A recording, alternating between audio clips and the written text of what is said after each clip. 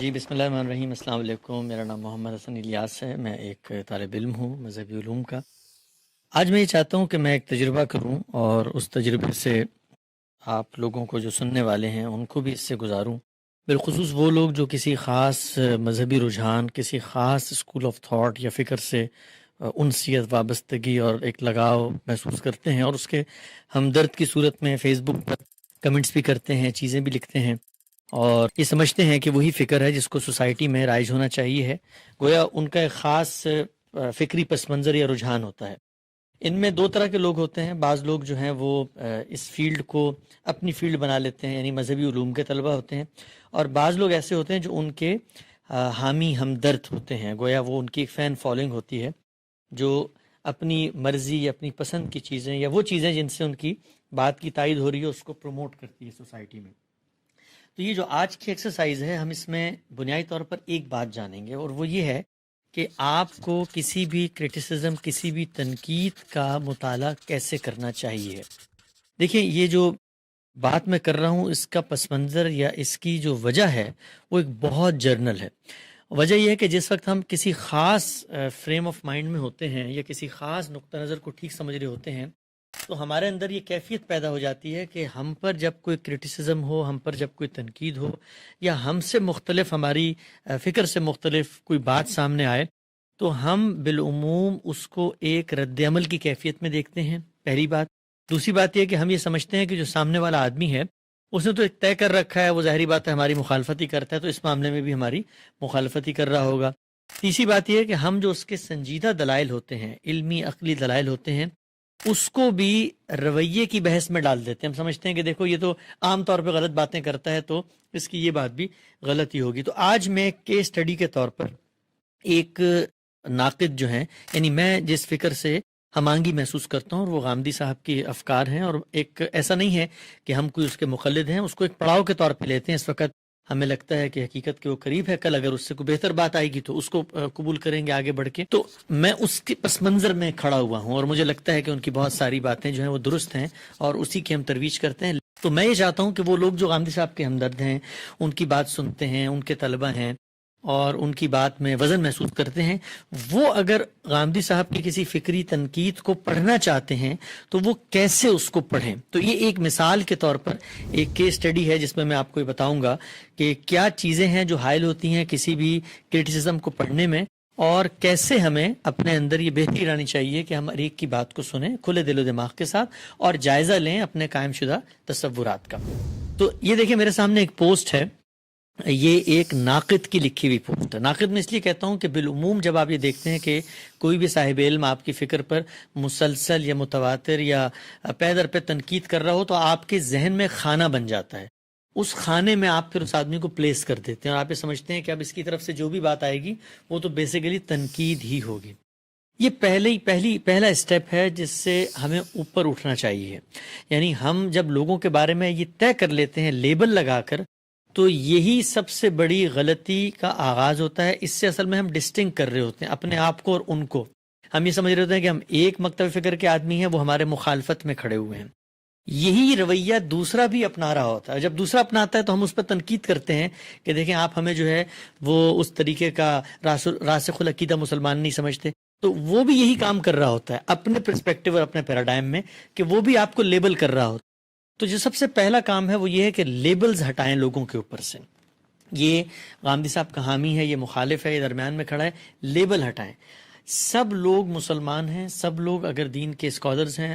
علماء ہیں، تو وہ دین کی خدمت کر رہے ہیں۔ اگر وہ تنقید کر رہے ہیں تو بھی خدمت ہے، اگر وہ تائید کر رہے ہیں تو بھی خدمت ہے، کیونکہ اس میں کوئی نہ کوئی استدلال کا پہلو ہے جو وہ سامنے لا رہے ہیں۔ تو لیبلز کو ہٹائیں۔ جب تک لیبل لگا رہتا ہے تو اس سے آپ کرتے کیا ہیں، آپ سوسائٹی میں اپنی ایک الگ شناخت پیدا کرتے ہیں۔ یہ شناخت جب آگے بڑھتی ہے تو پھر آپ اس شناخت کا تحفظ کرتے ہیں۔ پھر آپ کے اپنے کلٹ اور آپ کے اپنے جو مکتب فکر میں جب کوئی اس سے انحراف کر رہا ہوتا ہے تو آپ ایسے اس کو میسج دیتے ہیں کہ جیسے وہ اس شناخت کو توڑ رہا ہے، تو پھر اس سے آہستہ آہستہ فرقے وجود میں آتے ہیں۔ پھر ہم جس طرح لوگوں کو دائرہ اسلام سے خارج کرتے ہیں ایسے اپنے فرقے، اپنے حلقے، اپنے مکتب سے خارج کرتے ہیں۔ تو سب سے پہلی چیز جو ناقدین کو سمجھنی چاہیے وہ یہ ہے کہ لیبلز ہٹا دیں۔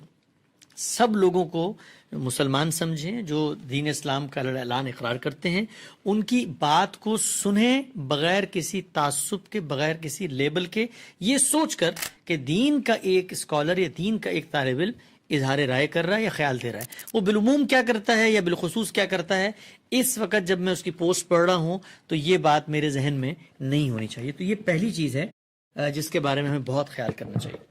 تو اب ہم آگے بڑھتے ہیں اور آگے بڑھ کے یہ دیکھتے ہیں کہ جب ہم نے یہ دیکھ لیا کہ جو ہم پڑھ رہے ہیں تحریر کسی صاحب علم کی، تو وہ کون ہے، اس کا نام کیا ہے، اس کا پس منظر کیا ہے، یا وہ بالعموم کیا کرتا ہے، اس سے ہم نے اپنے آپ کو اوپر اٹھا دینا۔ گویا جو تحریر ہمارے سامنے ہے اس میں تھوڑی دیر کے لیے اس کی آئی ڈی کو ہم یہاں سے محذوف کر دیتے ہیں اور ہمیں نہیں پتا کہ یہ کون آدمی بات کر رہا ہے۔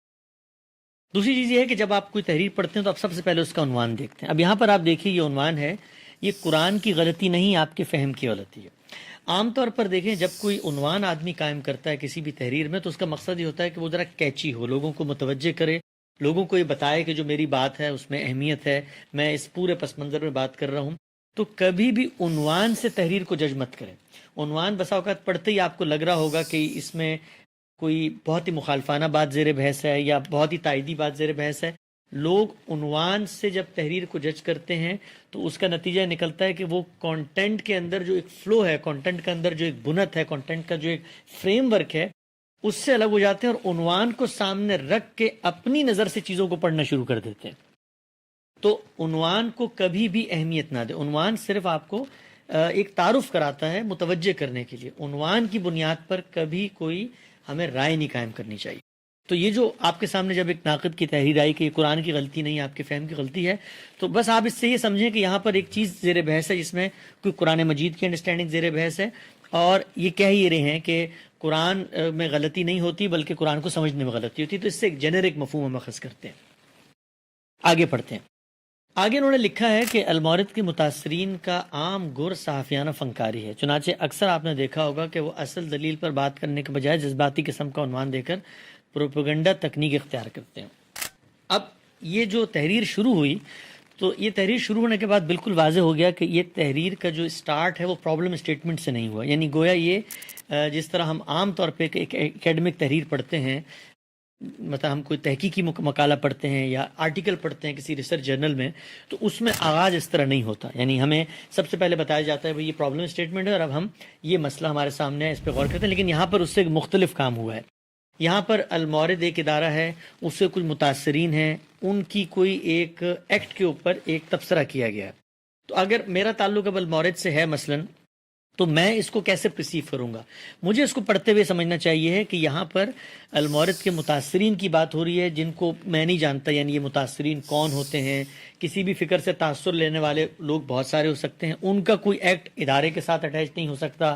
یا ادارہ مثلا ان کے کسی ایکٹ کی تائید تصویب کرتا ہے تو پھر ہمیں اس تائید تصویب کے آرگومنٹ کو نقل کر کے بات کرنی چاہیے، اس میں اگر کوئی علمی عقلی اخلاقی پہلو ہے تو اس پہ کرٹیسم کرنا چاہیے۔ تو یہ جو جملہ ہے، یہ جملہ جو ہے اس کو ہمیں بالکل اگنور کر دینا چاہیے، اس لیے کہ متاثرین کون ہیں، میں کسی متاثر کا ذمہ دار نہیں ہوں، میں تو ایک طالب علم ہوں، جس نے کسی نے متاثر نے بات کی ہوگی وہ اپنا جواب خود آ کر یہاں پر دے دے۔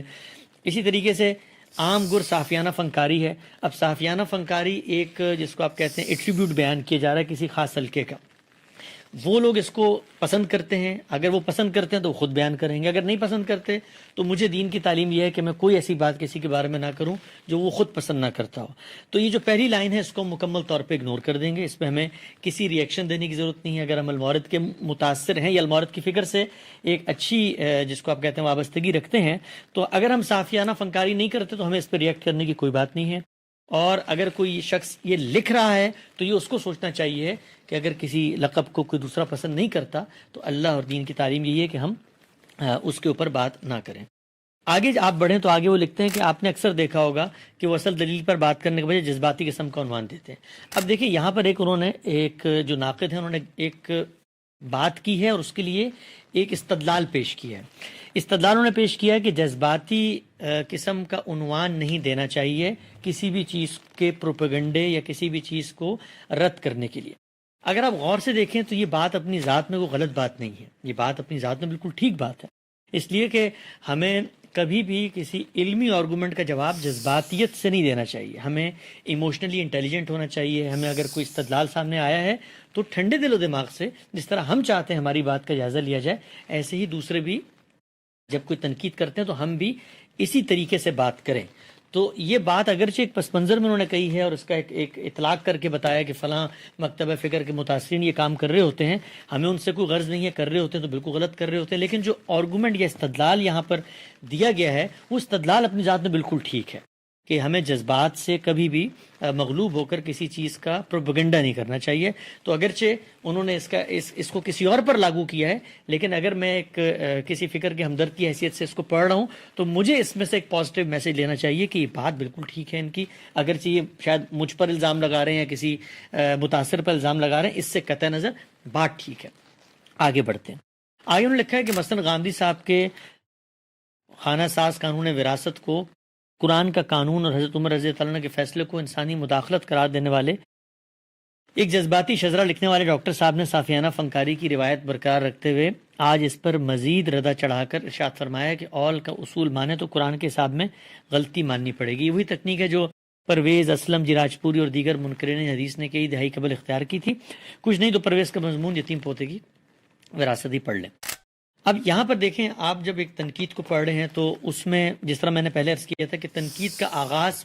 پرابلم کو سامنے رکھ کر نہیں کیا گیا، بلکہ تنقید جو ہے وہ ایک اطلاقی صاحب کے یا اطلاقی شخص کے رویے پر کی گئی ہے. ہم اگر وہ اطلاقی آدمی نہیں ہیں اور ہمیں یہ لگتا ہے کہ ہم سے یہ غیر متعلق بات ہے تو ہمیں اس کو اگنور کر دینا چاہیے. ہمیں اس کو ایک جس کو آپ کہتے ہیں حشف اور زوائد کی حیثیت میں، یعنی یہ تحریر میں ایک ایسی بات ہے جو مجھ سے ریلیونٹ نہیں ہے تو میں اس کو اہمیت دیے بغیر یا اس کی کھوج میں اترے بغیر یا اس کے اوپر کرٹیسزم کیے بغیر بالکل اس کو ایک طرف رکھ کے ہمیں آگے بڑھ جانا چاہیے. ہے کہ اسلم جی راجپوری نے کوئی بات یقینی طور پہ کہی ہوگی، وہ ایک پڑھنے لکھنے والے آدمی ہوں گے. اسی طرح پرویز صاحب نے کہی ہوگی. منکرین حدیث بھی کوئی بات کہتے ہوں گے. وہ منکرین حدیث نے بات کہاں کہی ہے؟ کتاب میں کہیں لکھی تھی. جو ڈاکٹر صاحب جن کا یہاں ذکر کیا جا رہا ہے انہوں نے کوئی بات کتاب میں لکھی ہے. ان دونوں کی مماثلت ایک ہے یا ایک نہیں ہے؟ اس کا جواب تو وہ آپس میں اگر اسلام جی راجپوری دینا چاہیں وہ دے سکتے ہیں یا کوئی ڈاکٹر صاحب، لیکن ایک ناقد جو ہے جب وہ پڑھ رہا ہے تو اس کے لیے یہ کوئی ریلیونٹ بات نہیں ہے. اس کو اس میں سے کوئی اس کے لیے استدلال کا پہلو اس کے اندر نہیں جس پر وہ غور کرے. تو اس کو ایک طرف رکھ کے آپ سمجھیں کہ یہ کسی واقعے پر تبصرہ ہے اور اس تبصرے کی آپ کے فہم یا علم یا آپ کے جو دینی رجحان ہے اس سے کوئی تعلق نہیں ہے. تو اس کو ایک طرف رکھ کے اب ہمیں آگے بڑھنا چاہیے. آگے آپ دیکھیں انہوں نے لکھا ہے کہ مجال ہے کہ اول کے مسئلے پر ہمارے ان جذباتی ڈاکٹر صاحب یا ان کے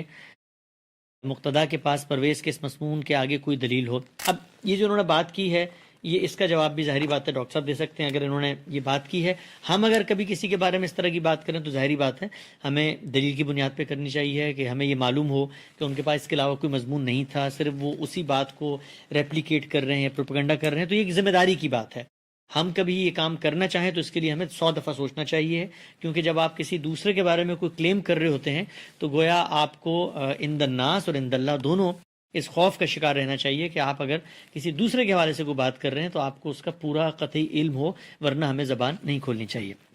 تو آگے دیکھتے ہیں انہوں نے کیا لکھا ہے. آگے لکھا ہے چونکہ ایسی بے بنیاد باتوں پر علماء اکرام پہلے ہی مفصل تنقید کر چکے ہیں اس لیے ان پر مزید بحث کی ضرورت نہیں، لیکن جذباتی نوجوانوں کو اصل حقیقت دکھانے کے لیے چند مختصر نکاتم پیش کر. اب یہاں پر ایک جو مضمون کا ابتدائیہ تھا، جو کرٹیسزم کا ابتدائیہ تھا، وہ ختم ہو گیا. تو اگر آپ اس ابتدائی کا تجزیہ کریں تو اس میں بیسیکلی کوئی ایک بات استدلال کی ہے، لیکن عمومی طور پر یہ ایک کسی اطلاقی مسئلے میں ایک جواب دیا گیا ہے کسی خاص پس منظر کے لوگوں کو.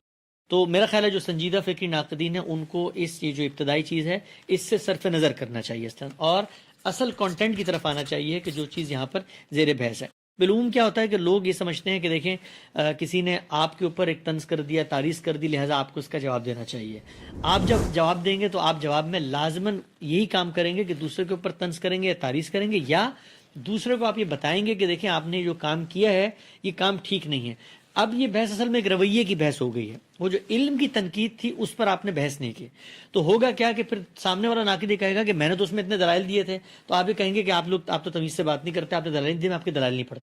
تو سنجیدہ طلبہ کو جب بھی وہ کرٹیسزم کو پڑھیں تو اس طرح کی چیزوں کو یکسر اگنور کر دیں جو ان کی ذات سے متعلق نہیں ہیں، ان کے پرابلم سے جو نفس مضمون ہے اس سے متعلق نہیں ہے، اس پر ان کو توجہ دینے کی کوئی ضرورت نہیں ہے، نہ اس کا جواب دینے کی ضرورت ہے، اس لیے کہ جیسے ہی آپ اس جواب الجواب میں پڑھیں گے تو جو اصل کانٹینٹ آپ کا ناقد اٹھا رہا ہے آپ اس سے اپنے آپ کو دور کر لیں گے۔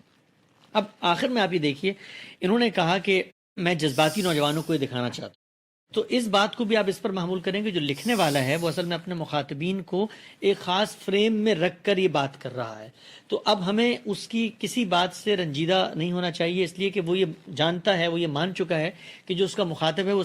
جذباتی قسم کے نوجوان ہیں، لہٰذا ممکن ہے اس مضمون میں وہ ترشی سے کام لے آگے، اس کے الفاظ کی در و بس جو ہیں وہ نوکیلے ہوں، ممکن ہے وہ کہیں بیچ میں اس استدلال کے بیچ میں بھی کوئی طنز استہزاء تمسخر یا کوئی تلمیح یا اس طرح کی کوئی بات کر لے استخفاف کی، تو اس سے ہمیں اگنور کرنا ہے، اور اب ہم ذہنی طور پہ تیار ہو گئے ہیں کہ ممکن ہے ہمیں اس تحریر میں اس طرح کی باتیں نظر آئیں، لیکن ہم نے فوکس کرنا ہے کانٹینٹ کے اوپر اگر کوئی اعتراض ہمارے سامنے آتا ہے۔ تو آپ آگے دیکھیے، یہاں پر انہوں نے لکھا ہے کہ پہلے تو اس اصولی حقیقت کو سمجھیے کہ یہ ہرگز ضروری نہیں کہ وہ رسا کے حصے یوں مقرر کیے جائیں کہ لازماً ہی ترکہ پورا ترکہ ان میں تقسیم ہو جائے اور باقی کچھ نہ بچے، نہ ہی یہ ضروری ہے کہ تمام ورثہ ایسے ہوں کہ ان میں حصے کی تقسیم کے بعد ترکہ ختم ہو جائے، ممکن ہے کہ کبھی ترکہ باقی ہو اور مزید وارث نہ ہو، تو ایسی صورت میں موجود ورثہ کے حصے میں متناسب اضافہ کیا جاتا ہے، اس لیے یہ عین ممکن ہوتا ہے کہ کبھی ورثہ زیادہ ہوں تو ان کے حصے میں متناسب کمی کی جائے، پہلی صورت کو رد اور دوسری کو اول کہتے ہیں، مثلا میت نے پیچھے، اب آگے انہوں نے اس کی چند مثالیں دی ہیں۔ اسی طرح آپ دیکھیے ایک دوسرا انہوں نے یہاں پر ایک نقطہ پیش کیا ہے، اس کے بعد اصولی حقیقت یہ نوٹ کیجئے کہ قانون جب بھی اصول دیتا ہے تو عمومی حالات کے لیے ہوتے ہیں، اور ہمیشہ یہ امکان رہتا ہے کہ بارڈر لائن کیسز ہوں تو ان میں عام اصولوں کے بجائے استثنائی ضوابط پیش کیے جائیں، اس کی پھر آگے انہوں نے مثال دی ہے۔ اور تیسری بات جو انہوں نے یہاں پر کی ہے کہ یہ اصول بھی بتایا گیا کہ عام صورتحال میں اصول غلط ثابت نہیں ہوتا بلکہ اس میں کچھ استثناءات یا امیونٹیز پیدا ہو جاتی ہیں۔ پھر آگے انہوں نے ایک چوتھا نقطہ یہاں بیان کیا کہ اول کا جو اصول ہے وہ قرآن کے خلاف نہیں ہے، اور اس کی انہوں نے کچھ ایگزامپلز دی ہیں، اور پانچواں انہوں نے بات بیان کی ہے کہ اول کا اصول خلاف قرآن بھی نہیں ہے اور خلاف عقل بھی نہیں ہے۔ تو اب یہ دیکھیے کہ یہ جو یہاں پر انہوں نے 5 نکات بیان کیے ہیں، ایک ناقد کرٹیسزم کر رہا ہے اگر آپ کی کسی تحریر کے اوپر، تو گویا یہ ہے وہ پارٹ جو اس نے آپ کے پورے فریم ورک کے اوپر بیسک تنقید کی ہے۔ آپ اگر اوپر والی بات کو لے کر جواب دینا شروع کر دیں گے تو اس سے نہ آپ اپنا فائدہ کر رہے ہیں، نہ ناقد کا فائدہ کر رہے ہیں، اور نہ سنجیدہ طلبہ کا فائدہ کر رہے ہیں، اس کو آپ اگنور کر لیں۔ یہ وہ پارٹ ہے کہ جس کے اوپر آپ کو فوکس کرنا چاہیے، کیونکہ اس پارٹ کے اندر جو بھی آپ کا ناقد ہے، جو بھی آپ کی فکر پر کرٹیسزم کر رہا ہے، اس نے کچھ علمی، عقلی اور دینی نصوص، اور جس کو آپ کہتے ہیں یا روایتی آپ اس کو کہہ سکتے ہیں، اس میں صحابہ کے آثار ہیں یا امت کی اجماعی روایت ہے یا جو بھی اس کا فریم ورک ہے، اس کو سامنے رکھ کے اس نے تنقید کی ہے۔ اب تنقید کا یہ پورا کا پورا حصہ بہت ریلیونٹ ہے، اس ریلیونٹ حصے کو آپ کو پڑھنے کے لیے ضروری ہے کہ آپ اپنے دماغ میں پہلے سے جو آپ کے تصورات ہیں ان کو تھوڑی دیر کے لیے نکال دیں۔ یعنی آپ نے سمجھا ہوگا کہ مثلا غامدی صاحب نے یا مولانا فراہی نے یا امین حسن اصلاحی نے یا مولانا وحید الدین خان نے اس کی ایک توجیہ کی تھی، مجھے بہت اچھی لگتی تھی اور وہی درست توجیہ تھی، 2 منٹ کے لیے اس کو آپ بھول جائیں اور آپ یہ سمجھیں کہ جو کچھ آپ سمجھے تھے وہ بالکل غلط تھا، یا آپ بالکل نیوٹرل جگہ پہ آ جائیں اور آپ کہیں کہ ایک پرابلم تو پیدا ہوئی تھی، تو دیکھتا ہوں کہ یہ پرابلم یہ صاحب کیسے حل کر رہے ہیں، اور اس تاثر سے نکلیں جو تاثر آپ کو پہلے سے موجود تھا۔ اگر آپ اس تاثر سے نکلیں گے تو آپ ان کی بات کو اپریشیٹ نہیں کر سکیں گے۔ اب آپ یہاں دیکھیں کہ یہ جو 5 نکات انہوں نے بیان کیے ہیں، یہ 5 کے 5 ایک علمی نکات ہیں۔ یعنی علمی نکات اس کو میں کیوں کہتا ہوں؟ علمی نکات میں اس کو اس لیے کہتا ہوں کہ یہاں پر انہوں نے جو اوپر کی گفتگو تھی کہ ایک ان نون کسی مکتب فکر کے بارے میں کوئی طنزیہ جملہ، کوئی استہزاء، کوئی تلمیح، کوئی اس طرح کی بات کی تھی، وہ یہاں پر نہیں ہے۔ یہاں پر کچھ کیسز کو سامنے رکھا گیا ہے، کچھ عقلی مقدمات کو سامنے رکھا گیا ہے، کچھ دینی نصوص کو سامنے رکھا گیا۔ مثلا اس میں سے ایک مثال کو لے لیں، یہ جو آپ کا ناقد ہے یہ آپ کو یہ بتا رہا ہے کہ جو قانون ہوتا ہے وہ عامت الورود، یعنی جو کامن سچویشن سامنے آتی ہیں ان کو سامنے رکھ کے بنایا جاتا ہے، لیکن جب انسان بیہیو کرتا ہے تو اس کے بیہیویئر سے کچھ ایسے استثنائی امیونٹی کے کیسز پیدا ہو جاتے ہیں جو عام طور پہ نہیں ہوتے۔ تو جب بھی کوئی قانون دیا جاتا ہے اس کے اندر یہ استثناء موجود ہوتا ہے کہ اس کے اصولوں کو سامنے رکھ کر آپ کسی بارڈر لائن کو کیس ہے تو اس پر اس کا اطلاق کر لیں۔ اب یہ بات اپنی ذات میں ایک بڑی علمی، عقلی اور بدیہی بات ہے، درست بات ہے۔ تو اس ناقد نے اس بات کو مان کر آپ کی جو نقطہ نظر تھا اس پہ تنقید کی ہے. اب اگر آپ کو اس پر تنقید کرنی ہے یا آپ اس سے ڈس ایگریمنٹ کا اظہار کرتے ہیں تو لازماً آپ کو اس اصول کو چیلنج کرنا پڑے گا. آپ کو بتانا پڑے گا کہ یا تو دنیا کے اندر یہ کام نہیں ہوتا کہ جو اصول دیے جائیں ان کو سامنے رکھ کر بارڈر لائن کیسز میں اطلاق نہیں ہوتا, یا آپ کو یہ بتانا پڑے گا کہ یہ جو مخاطب نے جس اصول کو اپلائی کیا جس کیس کے اوپر وہ وہاں پر اپلائی نہیں ہوتا. مثلا آپ یہ کہنا چاہتے ہیں کہ جی یہ جو عقلی استثناء ہے کسی بھی لا کے اندر موجود ہوتا ہے بارڈر لائن کیسز کے حوالے سے, تو یہ عقلی استثناء ہوتا ہے. یہ آپ جو مثلا آل کے اندر یا باقی چیزوں کے اندر یہ استثناء پیدا کر رہے ہیں, یہ بارڈر لائن کیس نہیں ہے پہلے. یا مثلا یہ بارڈر لائن کیس اگر آپ اس کو مان بھی لیں تو وہ قانون کے اندر پہلے سے موجود ہونا چاہیے, آپ کو اس کو کوالیفائی کرنا ہے کہ قانون کے اس اصول کے تحت ہے. تو جو بھی آپ کا کرٹیسزم ہو, میں اس وقت اس پہ بات نہیں کر رہا کہ ان کا کرٹیسزم کیا ہے, لیکن میں یہ بتانا چاہ رہا ہوں کہ ہمارا رویہ کیا ہونا چاہیے جب آپ کرٹیسائز کر رہے ہوتے ہیں. تو ہمیں جب تنقید کرنی ہے تو پھر ہمیں بتانا پڑے گا کہ دیکھیں یہ آپ نے علمی عقلی پہلو اٹھایا ہے, ہم اس کے بعد ان اصولوں کے اوپر اس کی نفی کرتے ہیں. تو یہ ایک تحریر کو میں نے بطور کیس اسٹڈی سامنے رکھا ہے ان لوگوں کے لیے جو کسی خاص رجحان سے بہت متاثر ہوتے ہیں کہ وہ اپنے اوپر جب کرٹیسزم ہو رہا ہو یا ان کا کوئی ناقد ان پر بات کر رہا ہو تو اس کو کیسے پڑھیں, اس کا سنجیدہ علمی مطالعہ کیسے کریں اور کیسے اس سے اپنے علم کو بڑھائیں. دیکھیے دنیا کے اندر کوئی بھی علم پرفیکٹ نہیں ہے. انسان جب اس کو کریٹ کرتے ہیں, جب انسان اس کو پریزنٹ کرتے ہیں, آپ کا جو بھی ناقد ہے جب وہ آپ کی کسی بات پہ کرٹیسائز کر رہا ہوتا ہے تو اس میں دو ہی امکانات ہیں. ایک امکان یہ ہے کہ آپ اپنی بات پر غور کریں گے اور اس کا شکریہ ادا کریں گے کہ آپ نے جس غلطی کی نشاندہی کی وہ واقعی میرے ہاں موجود تھی. دوسری بات یہ ہے کہ وہ آپ کی بات کو بغیر سمجھے ہوئے غلط کرٹیسزم کر رہا ہوگا, آپ کی نگاہ میں, آپ کی نظر میں آپ ہی کی بات ٹھیک ہوگی. تو اس صورت میں بھی دیکھیں آپ کے لیے اتنی بڑی اپرچونٹی ہے کہ آپ اس پر غور کریں کہ اگر وہ آپ کی بات کو صحیح نہیں سمجھا اور وہ اس کو غلط جگہ سے پرسیو کر رہے ہیں تو آپ اپنی پریزنٹیشن کو بہتر کریں, آپ اپنے جملوں کو لوز نہ رکھیں, مضبوط کریں, آپ اس ناقد کے اشکالات کو رکھ کے ریویو کریں اپنی تحریر کو اور اس کے سامنے پیش کریں. تو یہ علم کا جو سفر ہے یہ اس وقت تک مکمل نہیں ہوتا جب تک آپ کی چیز پہ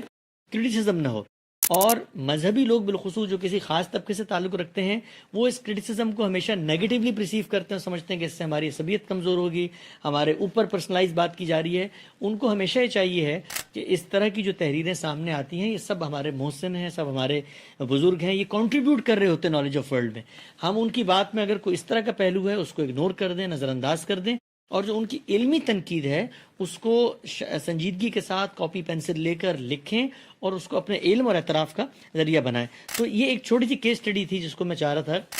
کہ آپ حضرات کے سامنے رکھوں, اور اس کو اگر آپ سامنے رکھ کے آپ دیکھیں گے مختلف جو کرٹیسزم ہوتا ہے اس کو آپ اپنائیں گے تو آپ کو اندازہ ہوگا کہ آپ پہلے ایک خاص مائنڈ سیٹ کے ساتھ, خاص فریم آف مائنڈ میں, خاص تعصب اور تاثر لے کے لوگوں کی تحریریں پڑھتے تھے کہ اب تو اس میں میرے مخالف ہی بات آئے گی اور اس نے طے کر رکھا ہے. اس سے ہٹ کے لوگوں کو لیبل سے ہٹا کر خالصتاً اکیڈمک انداز میں چیزوں کا مطالعہ کریں گے.